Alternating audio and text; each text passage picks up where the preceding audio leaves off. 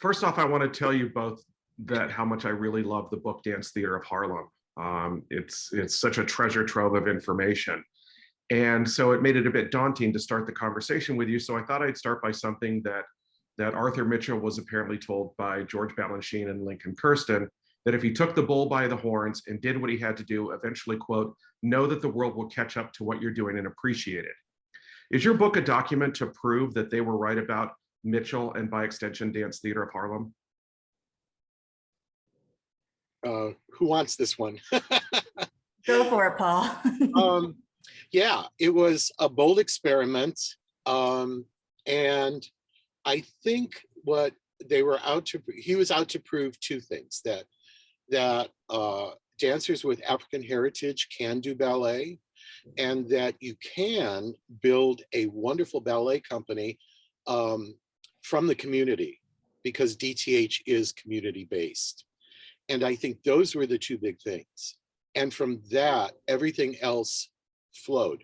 I think there was a little bit of reservation in terms of George Balanchine. He took the first engagement with Arthur by putting him into the company. And that was historic. So that historic energy and the energy from that engagement is what set off the whole thing with Carl Shook. Judy, did you want to add anything to that? Yeah, I just think that Arthur Mitchell's life from the very beginning was about engagement. You know, he needed to engage with everyone that he met in order to get better, you know, in order to improve. And so he connected, you know, he connected with people, he connected with all of his teachers, and it was a close connection, you know, like with Carl Shook, they were friendly, they were friends, and they supported each other, you know, from the beginning. And I think that definitely, without question, Arthur Mitchell carried over into the company, into the school and the company. It was interesting because about a little over 4 years ago, and just prior to his death, you know, Mitchell told Dance Magazine that the world hadn't caught up. And I'm wondering if you think there's been any progress in the 4 years since, or what it will take for the world to catch up. I'll just say a little bit about that. When you say the world catch up, that's like a huge canvas when you're talking about DTH, because there are things when you talk about audiences. I think when you're talking about catch up, what we're really speaking about is how the reception, right? The historic reception of Dance Theatre of Harlem as an entity, right? So in terms of catch up, there was a lot of catching up done during the 60s and 70s with acceptance of DEI, right? Diversity, equity, inclusion, and those kind of civil rights issues. And so he was welcomed. Oh my God. So in 7 years, from a basement in Harlem to performing for the Queen of England in 7 years, you know, with the company. So was that catching up? Well, I think it was something moving there, right? To have this multicultural ballet company just really hitting the heights. Now, all the way to today, they're still catching up, and there was catching up to do throughout the entire 52-year history of DTH. And I think Judy, I'm going to let Judy speak to this about pink tights and black tea, which is one of the catching up points right now that at this moment in history, companies are dealing with. Judy, do you want to speak to that? I actually think that things have improved slightly, but until we see the stage as being a total sepia rainbow of people, we aren't there yet. And in the major companies, there are very few dancers of color particularly African-American dancers. So the work continues, you know, it's a struggle. I think that there are lots of more organizations now who are directly impacting, you know, the idea that there should be a sepia rainbow of people on stage. And that's forward movement because, you know, 10 years ago, that didn't exist. Yeah, and I think what Mr. Mitchell said in that interview with Dance World was, look at, there's Misty Copeland and who else? And I think that was part of his point of view. It wasn't exclusively about catching up to what Dance Theatre of Harlem was doing, but making it possible for, you know, people of color to populate the stage as much as he would have hoped that they would have by then.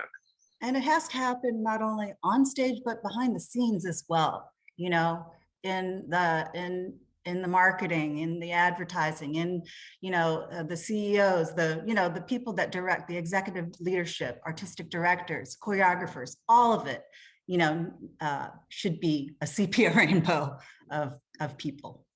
Now, I'm not going to make this all about identity politics, but I do want to follow up on the idea of, you know, the quote that starts chapter 1, where he says, what we started out to do to prove was that Black children, given the same opportunity as white children, could be great dancers. I grew up in the 60s. I was born in 61. So I remember part of this time, and I know how turbulent it was, and I clearly didn't have to deal with it the way people of color had to.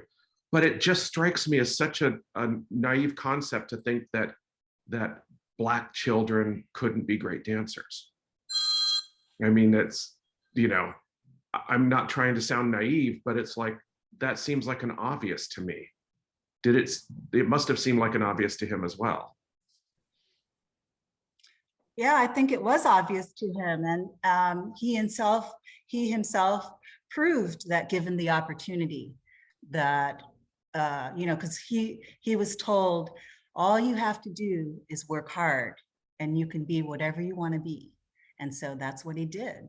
And so he started the school with that idea that, look, people, all we have to do is work hard and we'll get there, you know? And so I think that was a very important lesson that he taught all of us the moment you stepped foot in the building. So let's talk specifically about the book. Did it surprise you that at this point in Dance Theatre of Harlem's history that there had never been a book written about them on this level? I mean, you are the first. I mean, it's rather surprising, isn't it? It's terribly surprising. But there really wasn't, I think that because I was the archivist and because I had had a 22-year career with the company and because I had done exhibitions, all of these things led to me seeing the gap that there wasn't, you know, that a book hadn't been written, that books that are being written aren't including Dance Theatre of Harlem in the canon of ballet. They're not talking about us. And when Paul and I met, that was one of our first discussions was, my God, there's no book, you know, there's no source, there's no place to go to read about the company. And so that was an aha moment for us, you know, to start writing. And I assume, Paul, that gave you both the opportunity to create the book that you wanted to create because you didn't have to follow in anybody else's footsteps. You could do the definitive book.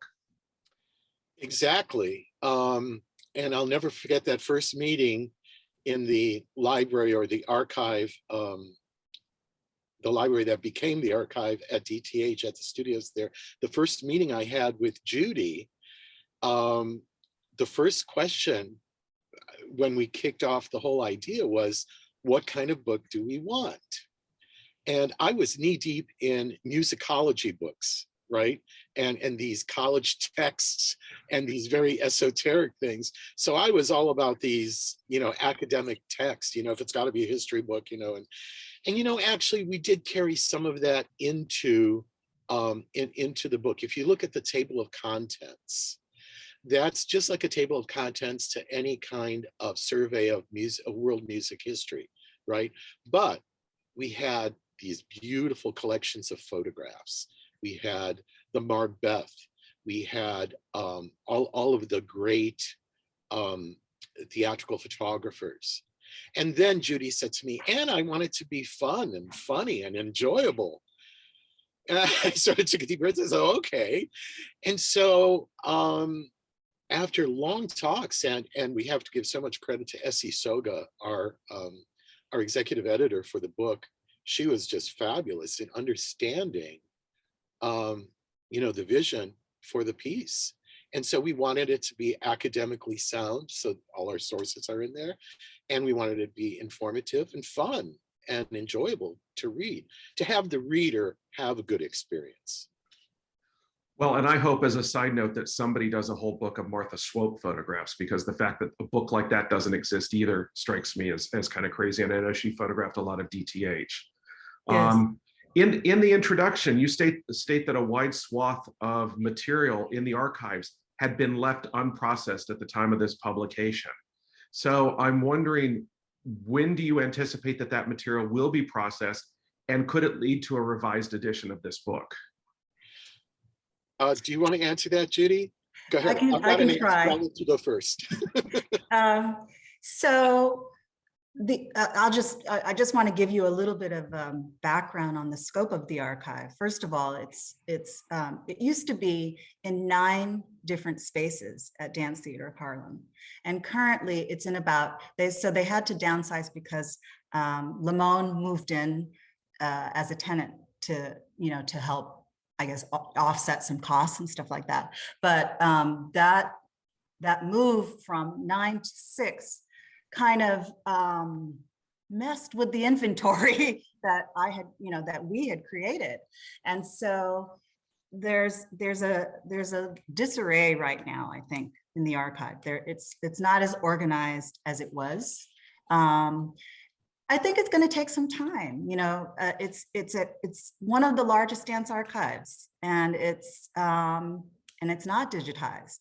So it's going to take some time, some energy, some focus, for the organization to figure that out. And if I may add, at least they have an archive. I mean, at least there was some forward thinking to keep things so that there would be a record, because a lot of institutions don't think about that until it's too late. Well, the thing about Arthur Mitchell was he set a bad and good standard, because he said, keep everything, don't throw anything away. And so everybody kept everything. So that sort of meant that if there were 20 people on staff, 20 people kept a program.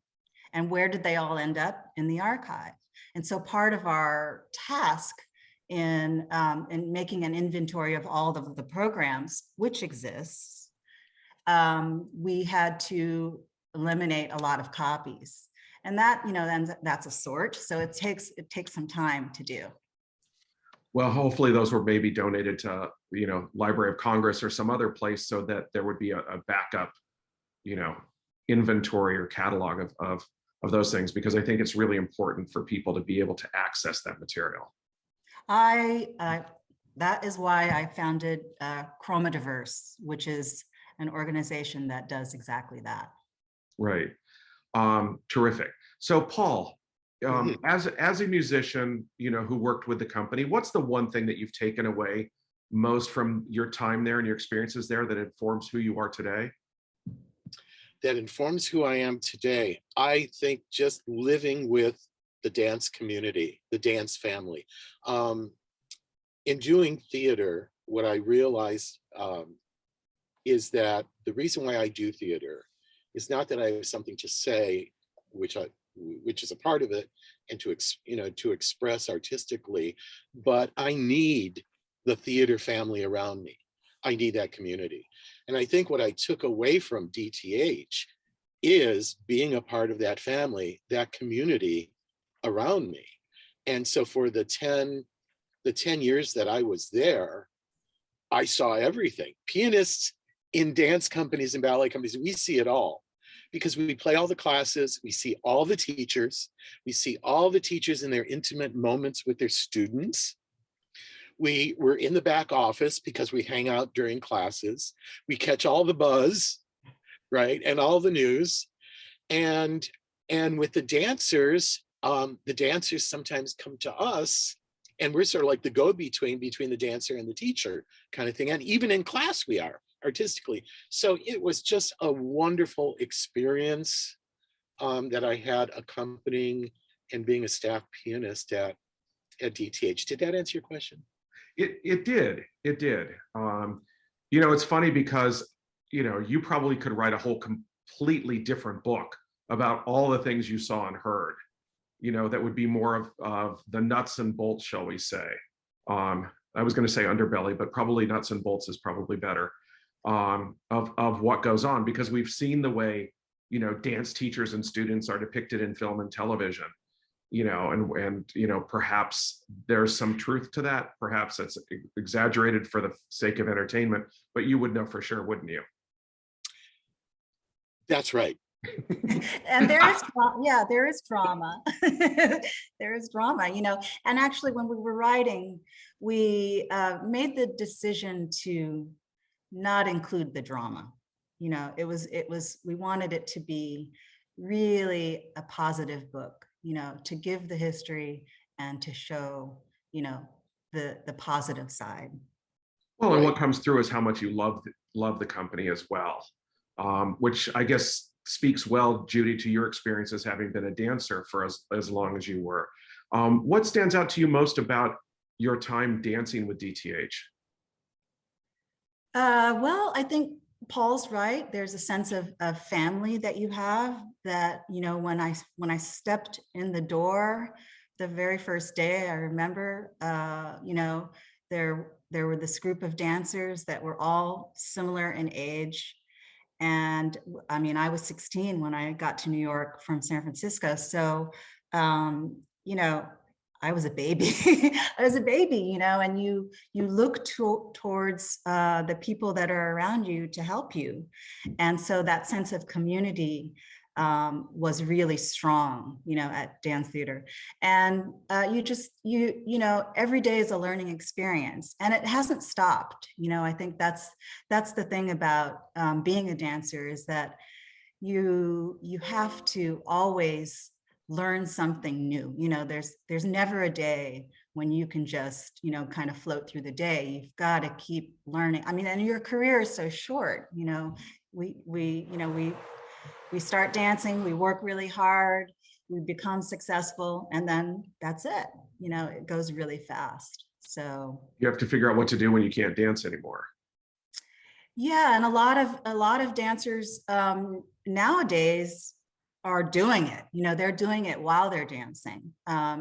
Whereas before, not as much. I think that a lot of dancers did get their degree, as they were dancing, but now it seems pretty common, fairly common, that they go to college while they're still performing. Now, the book is beautiful. You have a lot of material in there. Are there things that you wanted to put in but couldn't because of limitations in terms of how big a book you could publish?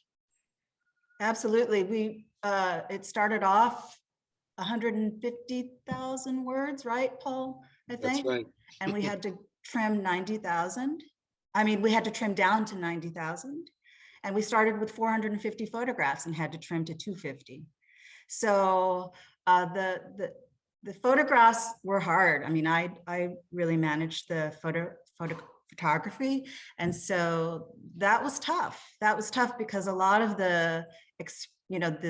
we wanted to be able to show you the words, so that you were really into it. You could really see what was happening. And so when we had to pull photographs, that was tough. Well, again, if there's a revised edition, maybe you have added text, you'll be able to add some photographs, which would be the best of all possible worlds, I would think. In terms of talking about the archives, you mentioned that it went from 9 to 6 because they had to bring a tenant in. The company has historically gone through peaks and valleys, both artistically and economically. What do you believe is the reason the company survived all of those challenges? Well, let me think about this one. The survival of DTH. First of all, well, I think the most important thing is that it's community-based, right? So if you go from that platform, there is this huge community of support for what's going on at DTH. There's a huge alumni not association, but a huge alumni base. And their DTH was at one time the darling company, right? During the 70s, 80s, and 90s of what they were doing. They were a darling company because people loved the fusion of the DTH style, skin tone tights, the use of jazz on point, this kind of thing, and that beautiful fusion and fragmentation, which we talk about in the book, with with all the styles, right? And so that's a recipe for success, and that's their recipe at DTH, and that's a product, and it's sellable, and it's because of that, because it's sellable and marketable. I think that's why it survives to this day, is because it has a following, it has a name, it's a known entity, right? And it's product driven, with that recipe of, that the beautiful mashup of styles, and all of the wonderful famous people in ballet and these notables that Arthur Mitchell brought in to do all those styles. So they do it all. New York City Ballet, they have to do ballet well, and that's what they do well. Mitchell's company had to do it all, right? They had to do African, they did jazz to survive, and they never had a home. So they had to go out into the world, and touring was their bread and butter. And so because of that, you've got this massive following from the community level, I guess, to the world stage in all of these legacy venues, Metropolitan Opera House, all of that, that keeps it going, including City Center here in New York City, right? They're going to do their New York City season, and then they'll do the West Coast and what have you. And they survive somehow, right? And that whole community is their support to make that happen. Judy, as a former dancer, is there a tenacity to management that also wouldn't let it just succumb to those challenges? Yes, I think that stems from Arthur Mitchell and Carl Shook. I think that we watched, those peaks and valleys happening, and the reaction, from them. And it was never to give up, to lay down and just, let go. It was always to fight. He was a fighter from the very beginning of his life. He had to fight just to pay for classes and to support his family. So I think that it's almost like that became part of the DNA of Dance Theatre of Harlem, to never give up. And it's a part of the performer to never give up, also always persevere, and just do the work, keep doing the work. And that's what they did. And discipline. It takes a lot of discipline, doesn't it? Discipline is the biggest D. Yeah, you have to have discipline. I mean, we talk about that focus, discipline, managing the highs and lows. All of that is part of what keeps an organization going. Just this weekend, I went to a performance of Martha Graham Dance Company, where they had to create a new version of Canticles for Innocent Comedians because there is no record outside of one fragment of the 8 pieces that make up that piece. how much of what DTH has done has been recorded and preserved so that it can live on? That's a really good question. There are over 4,000 video assets in the archive. And there are probably maybe 500 that have been digitized. So we need to save it. It's at risk. It's totally at risk. I'm very concerned about it. I think that we need to address it, so that it doesn't get lost. And That's is the that bottom line. right? Is that a matter of just fundraising to make that happen, or is it about willpower within the organization to make it happen? It's all of it. It's fundraising.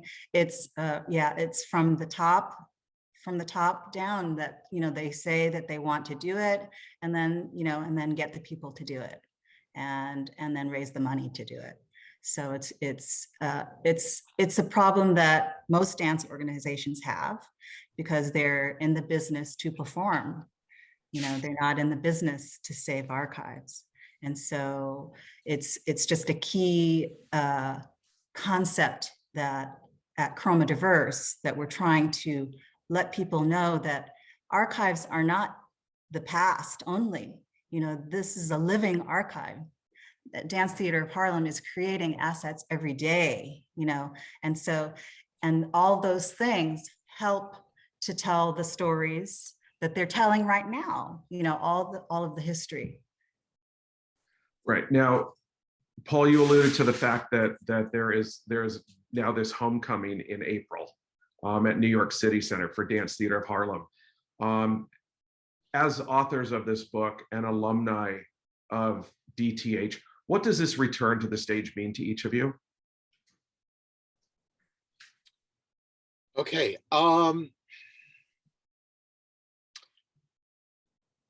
DTH always anchored their season at City Center, and those were canceled, obviously, during COVID.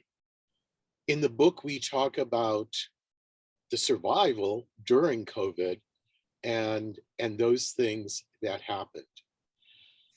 I think I have this theory that right now we are in what I call, and other people call, the great acceleration, right? Where change is happening at a breakneck speed. And so many of the traditional art forms work differently now. One of the things I told some of my students was how theater, the big three, theater, movie, and TVs, how they changed polarity, right?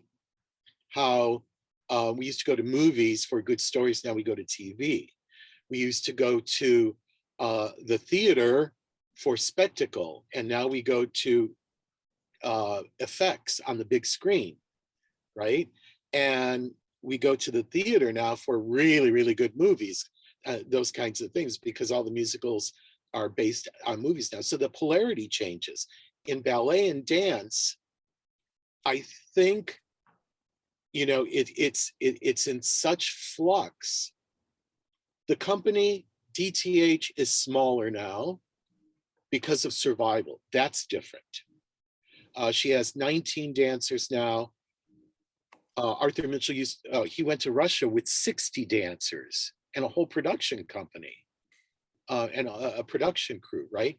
So things are different. We're seeing politically things even in DTH happening, where Virginia Johnson, the artistic director, is doing featuring choreographers, women who choreograph. And Judy and I talked about this a couple of times. Arthur Mitchell would never have done a program like that. That just wasn't in his, in his vocabulary. So I think it's going to be interesting to see what the critics say, what the reviews are. I'm sure they'll do well because the alumni comes out, and there's a big following in New York. So I'm sure that it's going to do well, but it's going to be different. And how it's going to be different, we'll see. I'd like to say that, so the Dance Heritage Coalition said that Dance Theatre of Harlem is an irreplaceable dance treasure. It is essential for the company to get back on stage at this moment in history, because if they don't, there's a problem. There's going to be a problem. It is essential for the artists to perform. They've been performing in a bubble. They've been working in a bubble, keeping in shape in a bubble. It's never happened. That's never happened in the history of the organization. So it's so essential for them to connect with their audiences again, to find their means of expressing themselves as artists, and having the women choreographers is a wonderful change for the organization and for the dance world, to see. So they're really, I think it's as I said, I think it's just essential. So I want to finish our conversation by asking you to look forward. Now that you've spent so much time looking at the rich history, if you were to look forward a quarter century, 25 years, where do you think DTH will go, and what might new authors and researchers discover about Dance Theatre of Harlem? I hope the Dance Theatre of Harlem will continue to grow artistically, keep pushing the envelope as they always have, to give voice to the people that don't have a voice, to continue that work, and to just keep doing the art, to keep moving the art form forward. Paul? I'm hoping they get a new piano in Studio 3, because the one they have now is like playing an army tank.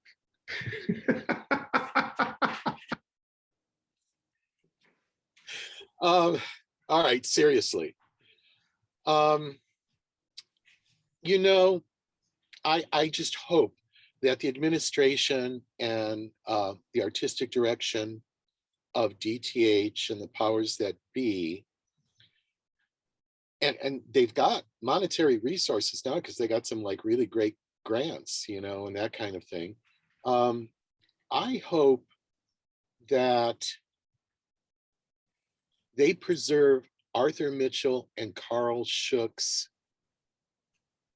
chutzpah to their intention. The intention. Keep on dreaming and creating new directions, right?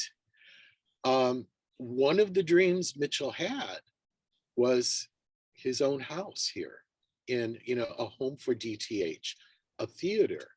New York City Ballet has their own place they hang out. ABT is at the Met, this kind of thing. So, I mean, that's just an example. But yeah, surprising the audiences, not only stylistically, tweaking the DTH recipe and growing with that. So that's what I hope, for the future, 20, and I think, oh, yes, one thing in writing this book that I really learned is that, and this is our motto for Chroma Diverse, is that the past is always present. That's the maxim, right? And so, and they run parallel, right? So this present is going to become the past for those future researchers. And they're going to study the reception of DTH throughout those years and these upcoming years. And I just hope it's just as exciting as the first 50 years were in some way in this new world of ours?